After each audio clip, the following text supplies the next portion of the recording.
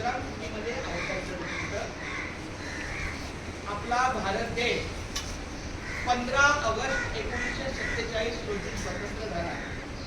तो नुसता झाला नाही, तो करण्यात आला. आणि त्या करण्यासाठी बहुतेक सर्व त्या काळच्या राष्ट्रवीरांनी, राष्ट्रनेत्यांनी, स्वातंत्र्य सैनिकांनी किंबहुना तुमच्या वयातील विद्यार्थी सुद्धा आपल्या प्राणाचं बलिदान केलं. त्याच्यामध्ये शिरीष कुमार नावाचा मुलगा तिसरीत मला अजूनही तो मी तिसरीला असताना ते नाव माहिती आहे. त्याला झाली आता जवळपास 45-48 वर्ष.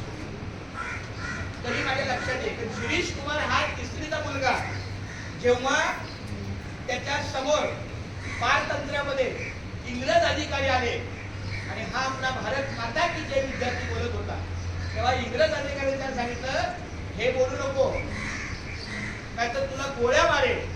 पण त्यांनी जीवाची पर्वा न करता आज की तारीख में हम देश महिला हो जाएंगे इसलिए हम नीचे नहीं बैठे. उस वक्त उन्होंने तीसरी के बच्चे ने बोला, जान हाजिर है हमारे देश के लिए, हमारे भारत के लिए. आणि त्याने अक्षरशः छातीवर गोळ्या खाल्ल्या. अशा अनेक नेत्यांच्या, राष्ट्रवीरांच्या बलिदानाने हे स्वातंत्र्य मिळालेलं आहे. म्हणून आपल्या तिरंग्याला 3 रंग आहेत. सगळ्यात पहिला केशरी आहे, ते सांडलेलं रक्त आहे. दुसरा आहे सफेद मधला, तो म्हणजे पांढरा स्वच्छतेचा, म्हणजे पांढरा शांततेचा रंग आहे. आणि तिसरा आहे तो हिरवा. भारत हा सुजलाम सुफलाम हरित क्रांतीचा देश आहे. आपल्या भारतात बहुतेक जास्त टक्क्यात, आता मुंबईमध्ये शेती दिसत नाही, पण बहुतांश आपलं जास्तीत जास्त जगणं हे शेतीवरच आहे. मुंबईला जरी शेती दिसत नसली, मुंबई में अगर कोई खेती नहीं दिखता है, मगर जो गांव में पकता है वही वहां आता है. त्यामुळे हा हरित क्रांतीचा रंग आहे, याचा सन्मान ठेवला पाहिजे. मी तुमच्याकडून झेंडे का घेतले, कारण दिसायला छान वाटतं. मला तिसरीला असताना आमच्या गुरुजींनी सांगितलं, गुरव गुरुजींनी, इथे झेंडा नाही लावायचा. कधीच मी लावत नाही तेव्हापासून. जोपर्यंत माहित नव्हतं तोपर्यंत लावत होतो, पण आता कळलं.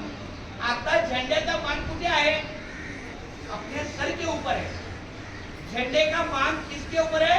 हमारे सर के ऊपर. आपण झेंडा वंदन करताना सल्यूट मारतो, खाली बघून मारतो का वरती बघून मारतो? वरती. तो तिरंगा आपल्यामध्ये वरतीच पाहिजे. मग तो जर रस्त्याने तिथं फिरला पडला तो अपमान आहे.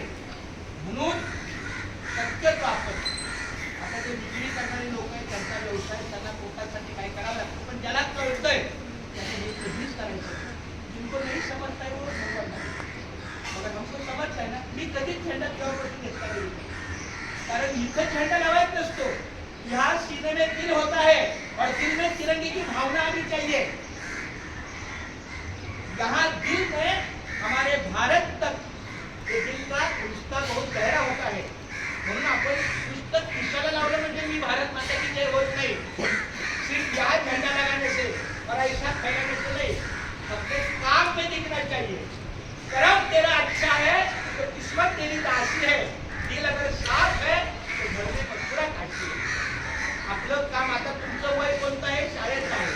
शाळेतच आपलं काम केलं पाहिजे. आपले अभ्यास, आपल्या आई वडिलांचं ऐकणं, शिक्षकाचं ऐकणं, हे तुमचं वय शाळेत आहे, शिक्षणाचं आहे. आपण ऐकलं पाहिजे आणि त्यातून आपल्याला पुढे जाता आलं पाहिजे. हा स्वातंत्र्य दिन त्यावेळी किती लोकांनी मतदान केलं. म्हणून हा आता 1947 रोजी स्वतंत्र झाला. आणि मग प्रजासत्ताक कधी, जेव्हा त्याची राज्यघटना तयार झाली आणि खऱ्या अर्थानं त्याची अंमलबजावणी झाली, तो झेंडावरून म्हणजे प्रजासत्ताक दिन. तो 26 जानेवारी 1950.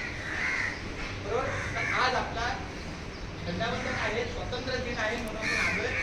आलेल्या सगळ्या विद्यार्थ्यांना धन्यवाद देतो. आता बालवाडीचे काही कार्यक्रम असतील माहीत, त्यातून आमच्या अनुक्रमाला नाही, तर कृपया तुमच्या कार्यक्रमाच्या